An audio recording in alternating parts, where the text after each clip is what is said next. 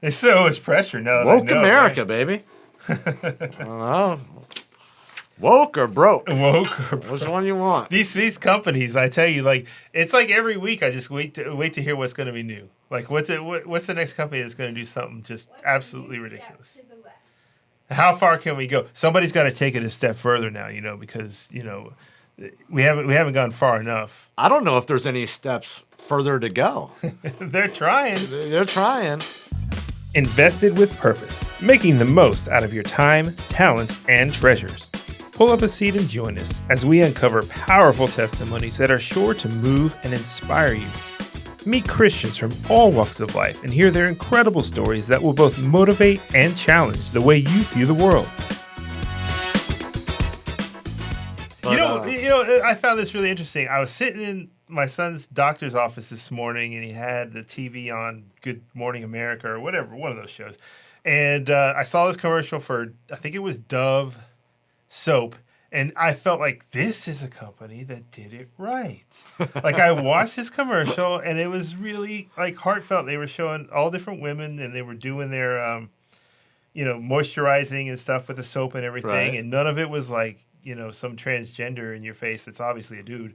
And like they had this, it was so sweet. They had this girl with Down syndrome. It was so cute. And like, it felt like everybody got represented and it was like a really nice heartfelt commercial. And I was like, wow, it just didn't look like it was pushing an agenda on me. Congratulations. That's right. You figured something out. I think if everybody can actually be what they are, then we're accomplishing something in America. That's pretty amazing. But if we want to act like a dog or a cat or a different gender, then, we're sending mixed signals to our kids, which isn't good. And we look like fools, if you ask me. I know. Well, we're trying hard, to look like fools. It's just, I think other countries are just like looking at us and laughing at us. I agree. Like, what are you guys doing? I agree with that completely. You were saying earlier that you didn't even know Barbie came out already? I did. Man, I've got a 19-year-old, a 15-year-old, both girls, and an 11-year-old boy. Now, the 11-year-old boy, I don't think is into Barbie too much. Probably not. The girls are getting a little old for Barbie. Okay. Now I have some in my closet, the holiday editions, but I am not hip to the new Barbie movie. What have you seen this movie? Dude, I have a boy. He's 13. We're not going to go see Barbie. As much as my wife says maybe she wants to see it, she can go see it with her girlfriends, but I ain't. Yeah, so I'm wondering, I've heard this movie has a transgender, I believe. That's what I've heard. I don't really know much about it. I mean, like at this point, in this day and age, I feel like it's going to be in most movies. Right. And you, as a parent, it's your job to, your eyes better be open before you go into something like this. Well, and the scary thing about this is when you think about merchandising a movie like Barbie, so what do we see when we go into a Target or a Walmart or to some store that sells Barbies or Kens? Do we start seeing something different on the shelf? Well, first of all, we don't go into a Target. That's right. That is true. That is true. But second of all, yeah, I do wonder, like what are they doing? Classic. I would say, Oppenheimer was the movie that also came out that would appeal to me more. And, actually, I love Christopher Nolan. I've been a fan of his movies. I think they're all very good movies. And I was wildly frustrated that for some reason this one was rated R. And I thought at first it was going to be like, okay, some additional language maybe. Obviously, we're talking about the atomic bomb. Colorful language might be appropriate. Right.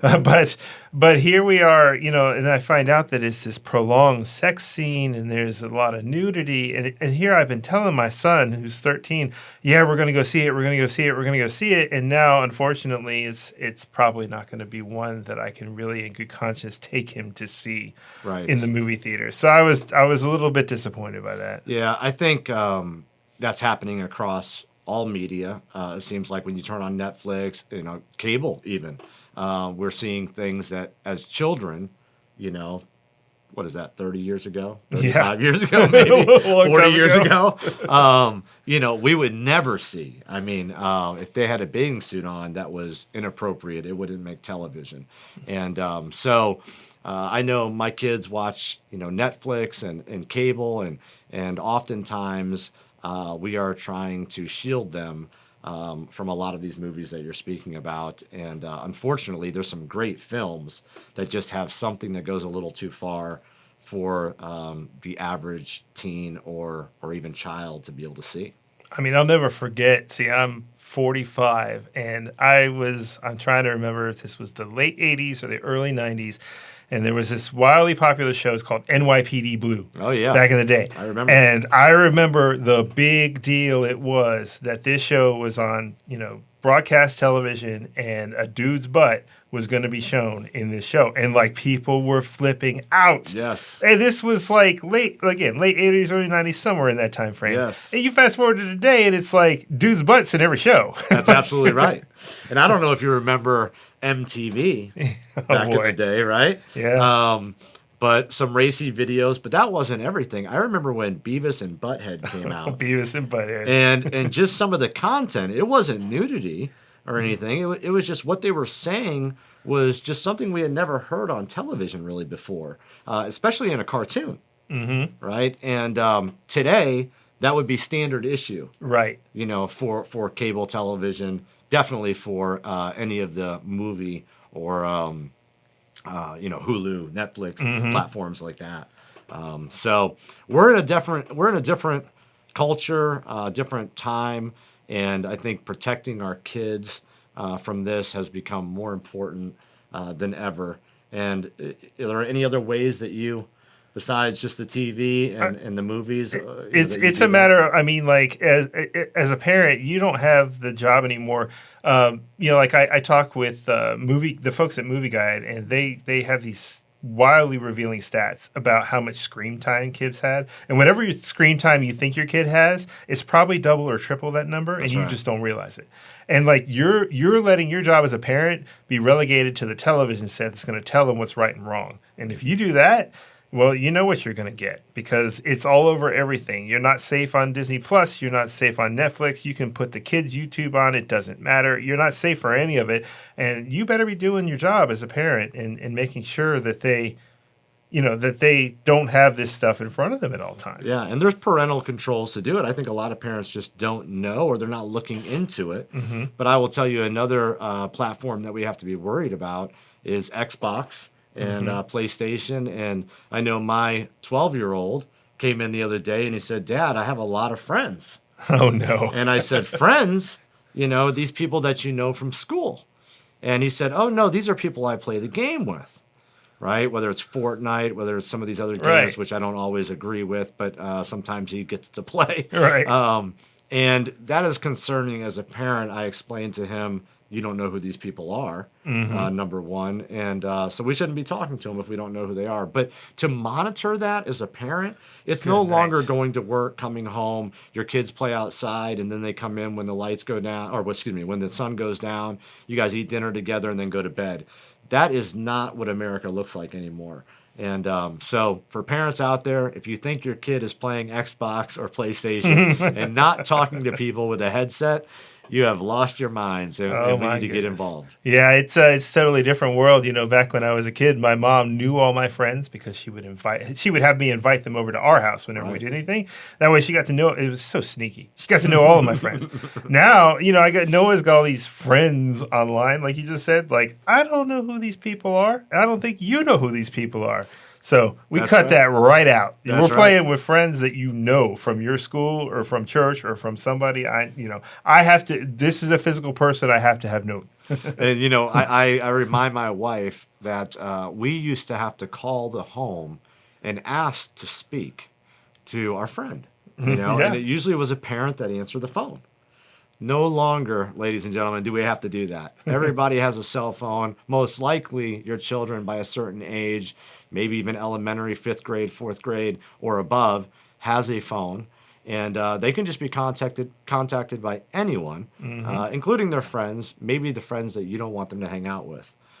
So any ideas for that? Well, I don't know if I have an idea, but you're going to laugh at this one. So my son the other day, he says, there's this person that they've got the wrong phone number because he just got a phone this year for the first time. He's 13. And he's like, they're texting me, and I think it's some grandma or something, and she's just got the wrong number. And I've been telling her, I am not whatever name it was, is, and it's like, she's like talking like she wants to, like, like she's trying to meet her grandson for dinner or something. Oh, and I'm no. like, buddy. Oh, no. I hate to tell you this, but it's probably not a grandma. That's right. That's right. And, it's going to lead to a good conversation we're going to have about how spam bots have become very good at targeting. That's right. And they're looking for more than just a good time at dinner. That's right. Well, I think it's a good conversation to have, especially at that age. Yes. Right. Kids, kids are naive. Yeah. Kids are innocent. And unfortunately, we have people preying on that innocence. And hopefully the guest that we have on today is going to talk a lot about that in John Stemberger and in ways that we can get active in our community and in legislation and in the government. And so I'm looking forward to that. Oh, absolutely. I mean, I've known John for, ever since I started working in Timothy Plan. So it's been 17 plus years. And when they say that this guy, like, he never sleeps and he's like the most important person you don't physically know or have ever met in the state of Florida, they're not kidding. I mean, like, this guy is relentless, and he is such an advocate for families and parents and Christians and conservative politicians to, actually do what they say they're going to do. I mean, this is the kind of guy you want on your side. I'm glad he's on our side. Absolutely. Absolutely. Well, I don't think there's anything else to do but get John Stemberger in here and let's talk to him. Yeah. All right, so joining us today is John Stemberger. He is an AV-rated Orlando attorney who has been a conservative policy advocate for over 30 years. In 1992, he was appointed as the political director of the Republican Party of Florida during the final campaign of former President George H.W. Bush. Stemberger has been quoted in news and media sources hundreds of times as an expert on law, policy, culture, and politics, including the New York Times, Wall Street Journal, Time, The Economist, and National Public Radio. A sought-after speaker around the country, John Stemberger is also a member of the Council for National Policy, and in a feature article on his work, the Miami Herald called him one of the most interesting and influential people you've never heard of. In 2009, Orlando Magazine named him one of the top 50 most powerful people in Central Florida. And in 2018, Florida Trend Magazine named him one of the top 500 most influential business leaders in Florida. In addition to the private practice of law, in 2004, Stemberger became the president of the Florida Family Policy Council. Since starting the Florida Family Policy Council, he served as chairman of the campaign to amend Florida's constitution to define marriage as the union of one man and one woman, which was adopted by 61.9% of Florida voters in 2008. I remember that well. Most recently, as an Eagle Scout and former Scoutmaster, John was one of the primary founders and now the chairman of the board for Trail Life USA, a Christian scouting movement for boys which started in 2014 and now has around 30,000 members with 800 troops chartered in 48 great states. John, thank you for joining us. Brian, Nathan, it's great to be with you guys. Absolutely. That is quite a prolific history that you have there. But maybe we'll just get to a piece of it. How did you end up taking over and working with the Florida Family Policy Council? Because that's how I knew you. So I was minding my own business as a trial lawyer, making a rather remarkable amount of money, given the fact that we grew up in, not wealthy circumstances. And we had just resolved a case, got out of debt, just bought our first house, and folks in the family came to us and said, hey, we're going to restart the Policy Council in Florida. This is about 20 years ago. And we'd like for you to do that. So I helped them find half the board, and Focus helped find the other half the board. And we were doing a national search for the leader of the organization. And everybody kept saying, well, maybe you should do this, John. And I made a list of criteria what we were looking for in a leader. And my board and my secretary and Focus kept saying, well, this sounds really like you. And so at that point, it was kind of like, Dick Cheney was on the committee to find the vice president and ended up being the vice president years ago. And so kind of the same thing is how I got to do this role here. So isn't it amazing how that works? You come up with a job description and then you fit the job description. Yeah, I've had that happen too many times. It doesn't work. It doesn't work out well. Or in your case, it works out great because we have you. So, how many other states have policy councils? Do you know? Yeah, so we're one of a network of 40 states that have state-based policy councils. We come under the umbrella of a group called Family Policy Alliance, which I have a leadership role in, helping to guide. And yeah, so it's a great group. We kind of originally birthed by Dr. Dobson and focused on the family back in the day, but we're now a separate entity that still exists. But we certainly recognize focus and Dr. Dobson as kind of the founder of our movement. So. Dr. Dobson, like, basically raised me as a third parent. Like, my parents followed so much of what he did. I think it helped me turn out okay, so I think it works. So I have high reverence for the bio, before we started, and it talks about, like, one of these, I can't remember exactly what it said, but it was something about one of the most interesting people that you've never heard of, or something to that effect.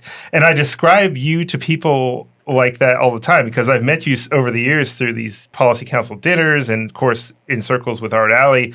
And it's like I say the name and everyone's like, who's John Stemberger? And I'm like, he's like the most important guy you've never heard of. Like all that he does in Florida. But like, but tell us, what is it that you do that is like, it's behind the scenes, but it's just so important. What is this policy council? What do you do? So we're looking to affect policy, elections, judges, culture, pastors. We do have in some ways we have a high profile, but we try to stay under the radar at the same time. I know that sounds contradictory, but we're not looking to get publicity unless it furthers the cause and helping to be a voice in the culture for an issue or something. Mm-hmm. But we're very involved with the legislative process in trying to pass laws that are protecting families and children. Protecting children is a really big deal right now. Our opponents in this culture are trying to go after our kids' minds and hearts. They're trying to go after their bodies in some cases. And so both born and unborn, we're trying to protect children in the womb, outside the womb, from the state, which is seeking to be an aggressor to them. So in the legislature is a big part of what we do. We try to mobilize in elections. We do voter guides. We're very involved with judicial selection statewide in all judge races. We've been involved in helping the governor advise him on various Supreme Court picks in the Florida Supreme Court. And then we're also engaged in cultural issues. We created a Christian scouting movement called Trail Life USA, which now has about 1,000 troops in all 50 states, about 50,000 members. And so we've been involved with several other things as well. We're publishing a book called Legacy of Life, which is honoring 50 of the greatest pro-life leaders of the last 50 years. And so we've done a lot of different kinds of projects, but our main focus is policy here in Florida. Excellent work. And I see so many parallels in what Timothy Plan does and kind of what you do, even though they work in different areas where we're working necessarily more in the stock market and companies, and you're more working for policy and government. But as you kind of just mentioned, in this world that we're in right now, we have these companies that are they're ready to jump off a cliff to like alienate half their fan base or their consumer to make some kind of strange point and score some ESG score in some way or fashion. And on the other end, you're doing lobbying, with on the government side of things. What is it that how is it that you're affecting change on your side? We'll ask. Well, I do think that overall, we have to look at institutions. Our whole movement is examining the areas of banking, insurance, and CRMs, contact resource management systems for technology. In all three of those areas, we've had instances where companies have basically pushed us away and said, we don't agree with you, believe with. We had 6 of our groups, actually years ago, all of us went into bed with Convio and Salesforce in terms of having a contact management system. Mm-hmm. And the whole creative department there basically said, we're not going to work with these guys. And wow. They threatened to leave the entire company. So they breached their contract with all of our states. We went into litigation and had a settlement as a result of that. On top of that, we've had Wells Fargo Bank tell some of our members, you know what, we're not going to do business with you because we don't like what you believe. And so as a result of that, our chairman of our board, Bennett Brown, who's been the president of several banks, just started Old Glory Bank out of Oklahoma. And Old Glory is now a nationwide bank, and they've got more applications than they can even process. It's online mostly. There's brick and mortar in Oklahoma, but this is a quality bank that's not going to discriminate based upon what you believe. And so we're doing this in the area of insurance as well. And in these technology areas, we're trying to create institutions that can sustain organizations like ours and others around the country without being discriminated against. Rod Dreher just wrote a book called Live Not by Lies, and he's basically saying, look, the culture is becoming so hostile, we're probably not going to see we're not going to see persecution like we've seen it in third world countries, but we're going to see the denial of opportunity.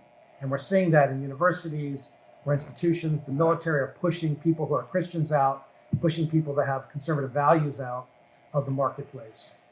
It's incredible to think that we could come this far. I mean, you go back to 2008, because I'm a native Floridian, and I remember well the marriage amendment that was on the ballot. You were such a huge part in even getting that there, and then getting the votes to get it passed, which in Florida is a tall order. You have to cross over more than just 50%.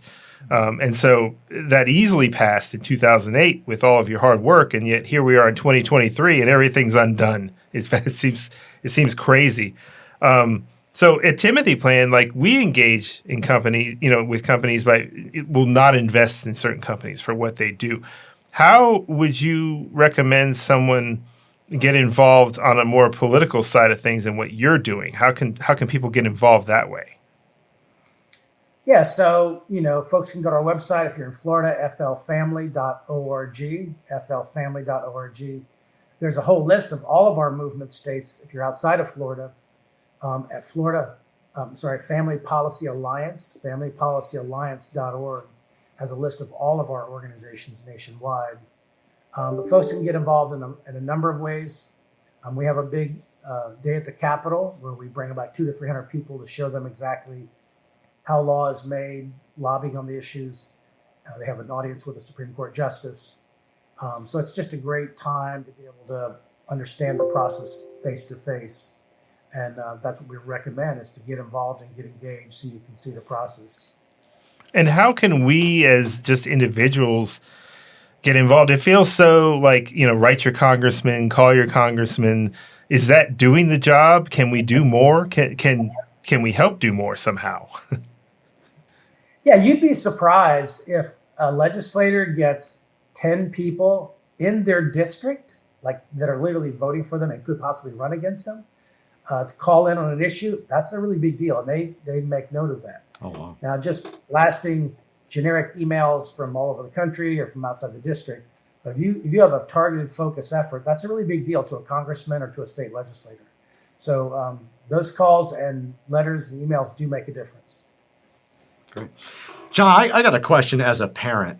I know we are in this culture war, and we see companies that are constantly pushing the agenda, but also colleges, public schools. And for parents that cannot afford maybe a private school, or definitely for these children that are going to universities, how do we navigate this as a parent for children? What is your opinion on that? Well, I think the first question is, we have to ask ourselves, is college really appropriate for every child? And the answer is no, it's not. I mean, we kind of had that for those of us who've been to college. It's kind of the default. We want our child to go to college, but that's not necessarily the right thing for everybody. You can make a pretty good living as a plumber or as a person that does drywall contracting.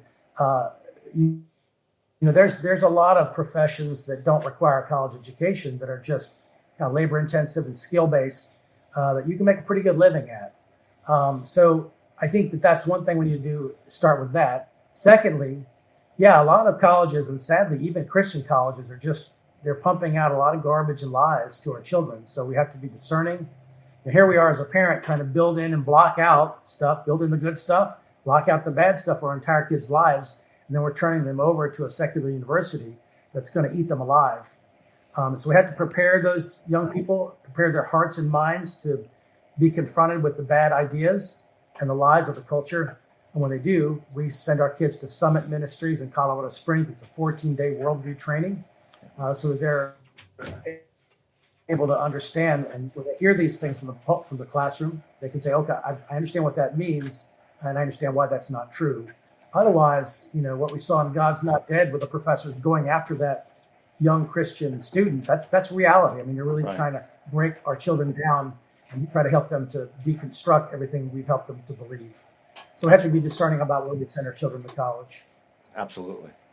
Yeah, it's become more apparent than ever. I have the privilege, at least I can send my son to a private school, and we've made the sacrifice to do so because it's so important, like you said, to bring in the good and kind of block out the bad as best as possible as parents while you're shepherding them through their early and most influential years. And we see this; it's constantly getting pushed in every direction. I know you're a family man as well. How do you navigate all this in your own family? Yeah, so that's a great question. First of all you can do is what you can do. You hold your children with an open hand. You try to do the best you can to build in the good stuff, block out the bad stuff. There's no guarantee, right, for parents that the children are going to come out amazing all the time. Sometimes I think my children are going to be Pulitzer Prize winners, and then other times I think they may end up in a federal penitentiary. I'm just joking. But there's ups and downs to all this. But we try to, in as much as we can, train them in the way that they will go, and try to raise them and show them values and teach them right from wrong. We've chosen to homeschool our kids. Not everyone can do that. And again, we're trying to protect them from just the twisted ideas of the world and the lies of the world until they're ready to think on their own 2 feet. Absolutely. I mean, it's our job as parents to definitely steer them in the right direction. And if we're going to let the world and the entertainment of the world do that for us, we're abdicating our responsibility for sure. At the same time, we're trying to protect them. We expose our kids to the bad things. We want them to understand first, before the world gets to them, the perversion that's out there and God's design for marriage and family and the human experience. We want them to see those things. A lot of parents would say, oh, no, that's, I don't want to talk about those things. Let's just protect them. Well, what's going to happen is the world gets them first. For the first time they're hearing about transgenderism or whatever it is, right? And so they don't have a perspective to gird themselves and think about it clearly.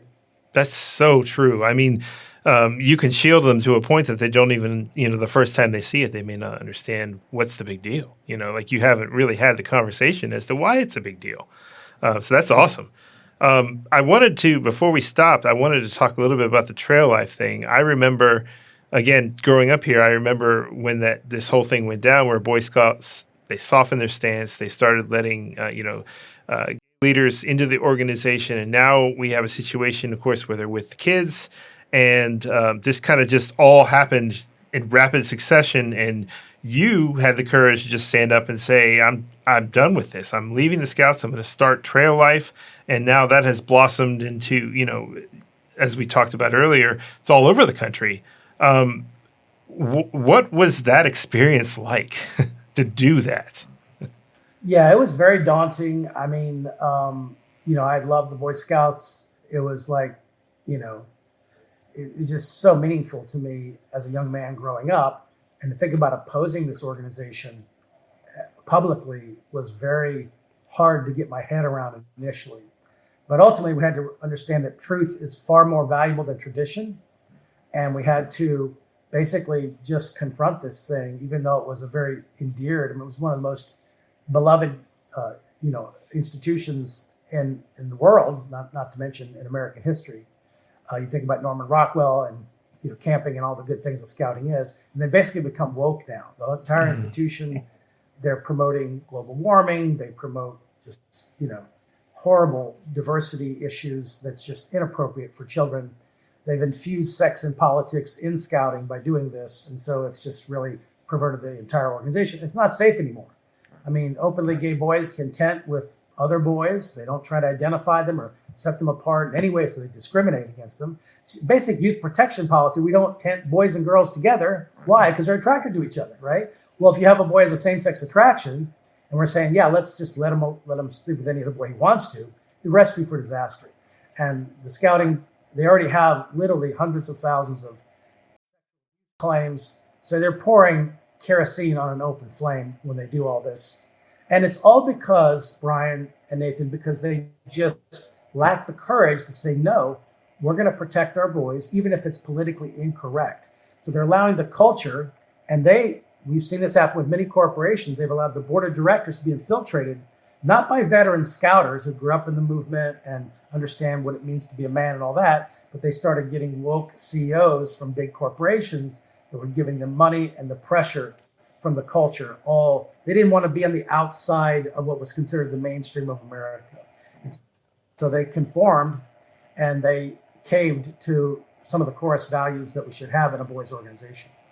It's incredible the parallels you can see from something like that to where we are in corporate America, where now you see boards and leaders of companies that are folding to cultural issues that even 5 to 10 years ago would have been not even thought of. And here we are now where everyone seems to be folding and coalescing around things that they think are the right thing to do, because culture and population and leadership and government is telling them it's the right thing to do. And they're not using the common sense that they had just 10 years ago when it wasn't the right thing to do. It's pretty remarkable. So I wanted to close again by tell us where we can get involved. Florida, especially, of course, if you're in Florida, of course, supports this organization, but other policy councils around the country as well, and how we as the public can get involved in helping you all to get better legislation to our leaders and better justices on our Supreme Court and just better leaders in general. Yeah, so familypolicyalliance.org. Familypolicyalliance.org is the national organization. And look under allies, and you'll be able to find the whole list of 40 state-based organizations like ours around the country. And get on the mailing list, go to their events, introduce yourself, make a contribution. Those are the kind of things that can be done to really connect and to take it to the next level, where you're not just a voting citizen, you're an active citizen really making a difference. So. That's definitely the key, to be an active citizen for sure, because I'm personally, I'm sure Nathan is too, we're very much voting citizens, but I can only do so much with my vote. I need to be a little bit more active in everything that I do, because politicians, like you said, they listen, which is amazing to me that they'll listen to a letter or a phone call, but they listen. So thank you, John, for joining us today. We really appreciate your perspective and the culture and everything that's going on, both in the state of Florida and just around the world with all these policy councils. So thank you again. Invested with Purpose is brought to you by Timothy Partners Limited, advisor to the Timothy Plan funds. Timothy Plan is a family of biblically responsible mutual funds and ETFs. For more information, please visit Timothy Plan's website at www.timothyplan.com. And remember to find us on all of the major social media platforms such as YouTube, Facebook, Instagram, Twitter, and LinkedIn.